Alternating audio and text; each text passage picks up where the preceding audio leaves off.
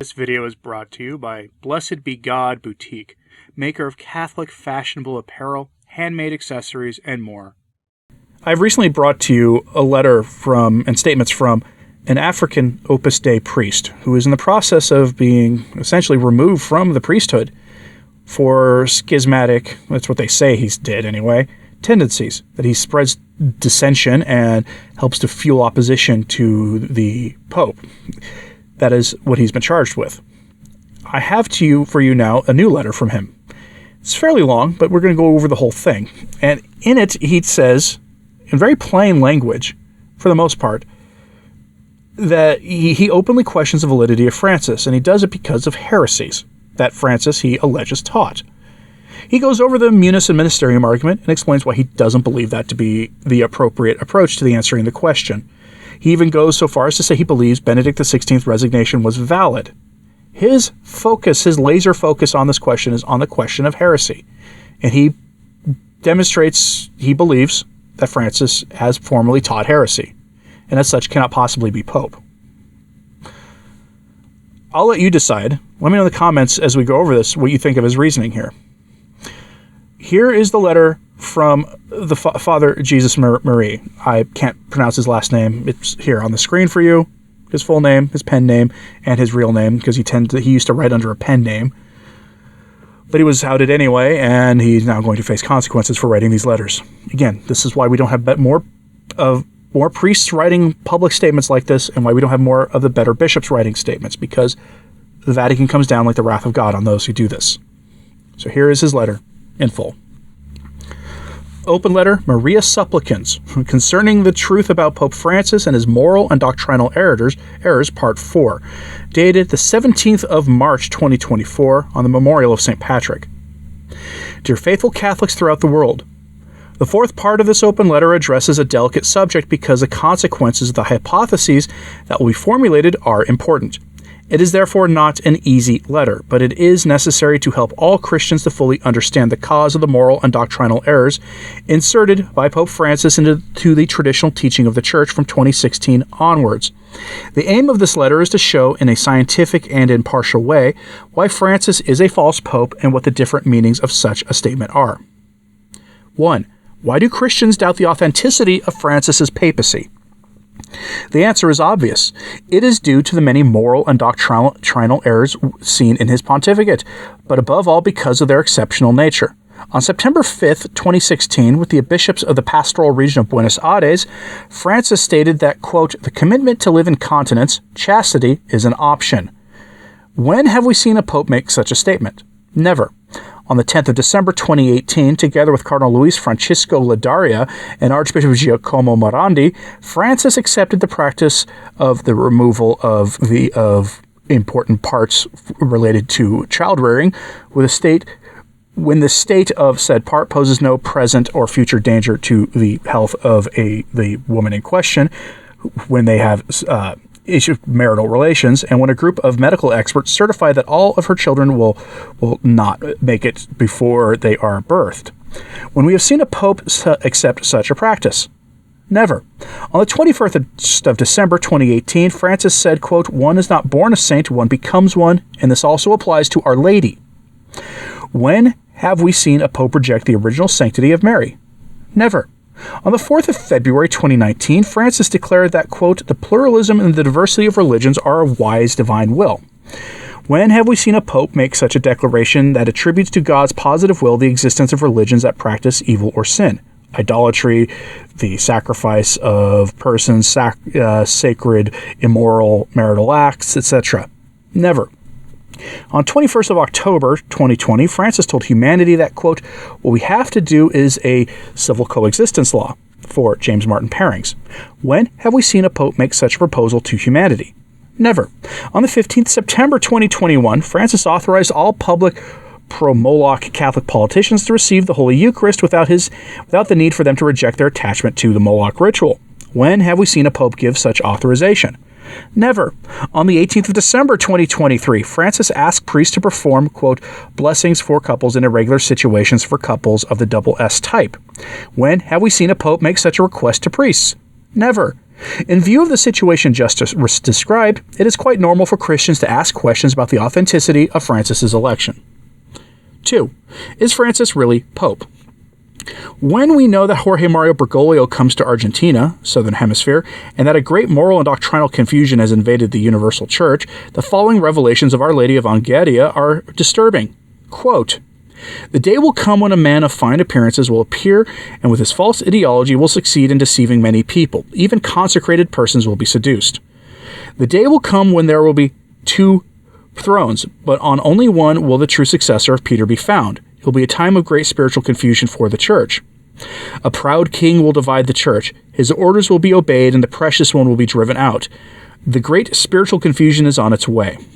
The day will come when a man who looks good and just will appear. He will deceive many people, for he will perform great wonders.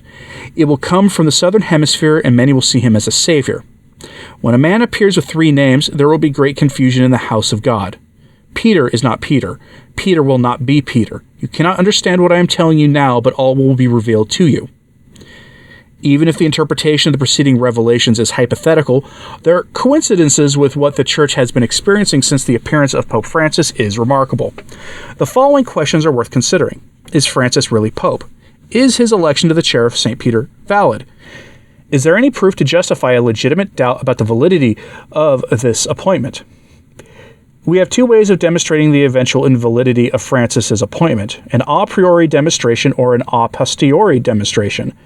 There are different hypotheses for the a priori demonstration. The first hypothesis is that the resignation of Pope Benedict XVI is invalid. For some analysts, this renunciation was not free. For others, even if it was drawn up by Benedict XVI on the 10th of February 2013 and announced publicly the following day, it must also have been pronounced publicly by him on February 28th, the day he left the Vatican. Still others believe that based on the Latin difference between the words munus and ministerium, function and ministry, the Bavarian Pope pronounced the ministry of Pope but not the function of Pope. Faced with all these interpretations, it is worth having recourse to the words written in Latin by Benedict XVI on the 10th of February, which is then repeated here in Latin. Let us now analyze Pope Benedict XVI renunciation. Here is an English translation. Well aware of the seriousness of this act, with full freedom I declare that I renounce the ministry of the Bishop of Rome, successor of St. Peter, entrusted me by the cardinals on the 19th of April 2005, in such a way that as of from the 28th of February 2013, at 20 hours, the See of Rome, the See of St. Peter, will be vacant, and the conclave to choose a new Supreme Pontiff will have to be convoked by those whose competence it is. From the Vatican, 10th of February 2013. There is therefore no doubt that Benedict XVI renounced freely, since he said himself that he was well aware of the seriousness of this act with full freedom. He wrote the declaration that in the present and not the future tense, I declare that I renounce. In accordance with the Code of Canon Law, he specified the date and time when the renunciation would take effect, 28th of February 2013 at 20 hours. He himself deduced the logical consequences. The See of Rome, the See of St. Peter will be vacant. The conclave will have to be convoked to choose a new Supreme Pontiff. It should be noted that in accordance with the Code of Canon Law, he could have freely reversed his decision and canceled his renunciation between the 10th and 28th, but he did not do so. This further reinforces the free nature of his decision. As a result, his renunciation really took effect on the 28th of February 2013 at 8 p.m. After all these details, it is really difficult to doubt the validity of Pope Benedict XVI's resignation, unless it was motivated by a serious threat that he has hidden from us. 2 important questions remain. The first is this: did Benedict XVI put his ministry on hold so that he could continue to exercise it later? No. One thing is to pause one's ministry and another is to renounce it. Benedict XVI did not say that he was putting his ministry on hold. He clearly declared that he was renouncing it in complete freedom by means of a definitive act. Second question: was it necessary for Pope Benedict XVI to use munus instead of ministerium in his renunciation? No, it is true that it is the function that gives rise to the ministry, i.e., it is because I have to this post or that role that I carry out, this task or that work. However, renouncing the ministry also means renouncing the function. It is a question of common sense. For example, when someone says, I no longer want to work in my current position, it means I renounce my position, my function. Obviously, this person retains his or her professional rank or category or level. For example, senior civil servant general in the army, minister of state, president of the republic, etc. In this case of Benedict XVI, he effectively renounced his ministry and function as pope, but retained his rank as pope. In fact, a simple but shocking idea helps us to quickly understand the situation. Renunciation after the exercise of a profession is similar to professional self-ending. The professional ending keeps his professional rank, but effectively stops exercising his task, his ministry, and loses his position, his function. Some people wanted to consider the resigning Benedict XVI as a cardinal again, but as we have seen, that such a view is not correct. In fact, that would have been possible if on the 19th of April 2005 he had renounced his election as pope. A second hypothesis to demonstrate a priori and eventual invalidity of the elevation of Pope Francis is to invoke manipulation or fraud during the conclave that chose him. But the veracity of this hypothesis comes up against a major obstacle. The conclave is marked by the seal of pontifical secrecy. It is therefore impossible to carry out investigations into a possible fraud in the absence of a clear admission by a repentant fraudster. It is also difficult to prove the group of cardinals known as the St. Gallen Group, or according to the expression, or uses the expression I can't use on the platform that Cardinal Daniels used, succeeded in getting Francis chosen fraudulently. Presumably, Our Lady of Angera was referring to this group when, on the eve of the election, she said, quote, "Dangerous birds will bring the seed of evil, but in the Lord's vineyard only the seed of truth will germinate." It is worth noting that the Italian journalist Antonio Socci has written a book about the incident that occurred during the process. This incident was recounted by the Argentine journalist Elisabetta Peake, based on the revelations of a cardinal who, after swearing before God and his brother cardinals, betrayed his own word and the secrecy of the conclave by making confidences to this journalist. Some analysts think it was Francis himself, given his close friendship with Peake. Anyway, this incident does not receive the unanimous assent of canonists, so that we can legitimately think that the choosing of Francis is invalid. In the end, it is difficult, if not impossible, to obtain a priori proof of invalidity, and it is prudent to follow the attitude of the 117 cardinals who took part in the conclave that chose Francis and consider that he really is Pope. Bertone, Meisner, Iniguez, Rucco, Tadamanzi, Sepe, Napier, Saprini, Scola, Pell, Erdo, etc., etc., etc. The a posteriori demonstration of an eventual invalidity of the choosing of Pope Francis is possible thanks to the dogma of papal infallibility. The Roman pontiff, when he speaks ex cathedra, that is, when in discharge of his office of pastor and doctor of all Christians, he defines by virtue of his supreme apostolic authority that a doctrine on faith or morals is to be accepted by the universal church, possesses by the divine assistance promised to him in Blessed Peter, that infallibility, which the divine Redeemer willed his church, should be endowed in defining doctrine on faith or morals. This means that no pope can teach the universal church a moral or doctrinal error when he speaks in a definitive manner as pastor and doctor of all Christians. If we succeed in finding an error of this kind in Francis's magisterium, then this implies that he is not covered by the dogma of infallibility and is therefore not a valid pope. Is this possible? Apparently, yes, but it is up to the College of Cardinals and the College of Bishops to study this case seriously and draw all the canonical consequences. The only error that could probably show that Pope Francis is not protected by the dogma of papal infallibility is that of the 5th of June 2017 in relation to the post-synodal apostolic exhortation Amoris Laetitia. In fact, on the 5th of September 2016, Archbishop Sergio Alfredo Fonoy and the bishops of the pastoral region of Buenos Aires wrote a letter to Pope Francis explaining how they are applying Amoris Laetitia. The letter contains the following 3 sentences. Quote, "The commitment to live in continence can be proposed. Amoris Laetitia does not ignore the difficulties of this option. The mentioned option may not in fact be feasible. According to these 3 sentences, the commitment to live in continence, i.e. the virtue of chastity, is an option. But this is false and constitutes heresy. What is surprising is that on the same day, the 5th of September 2016, Pope Francis wrote a letter in response. Quote, I received the text of the Buenos Aires pastoral region. The text is very good and thoroughly explains the meaning of Chapter 8 of Amoris Laetitia. There are no other interpretations.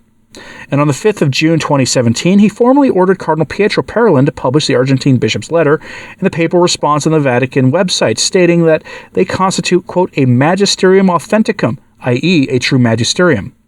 All the conditions, therefore, seem to have been met for affirming that Francis presented his approval of heresy of the Argentine bishops as an infallible teaching.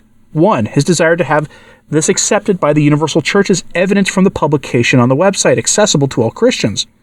2. The definitive character is confirmed by his letter of reply, which states that no other interpretation is possible.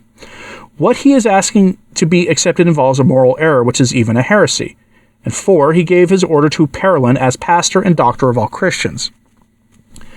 Is Francis a true pope? The previous question showed that it is prudent to accept that Francis is really pope, i.e. that he is canonically and officially the pope of the Catholic Church. But given human freedom, one can be pope by doing what a pope should do, strengthen Christians in the faith, or by doing the opposite. In the first case, we have a true pope, a faithful pope, a worthy pope. In the second case, we have a false pope, an unfaithful pope, an unworthy pope. Even today, with optimism through the intercession of St. Patrick, we continue to offer sacrifices and prayers to the Lord for the rectification of Pope Francis. Indeed, without condemning and without taking the place of God, who is the only true God, everything leads us to believe, with sadness, that Pope Francis is in the second case. For 8 years, he has obstinately refused to correct numerous moral and doctrinal errors that attack marriage, the family, the sacraments, and that deviate Christians from the faithful fulfillment of God's will.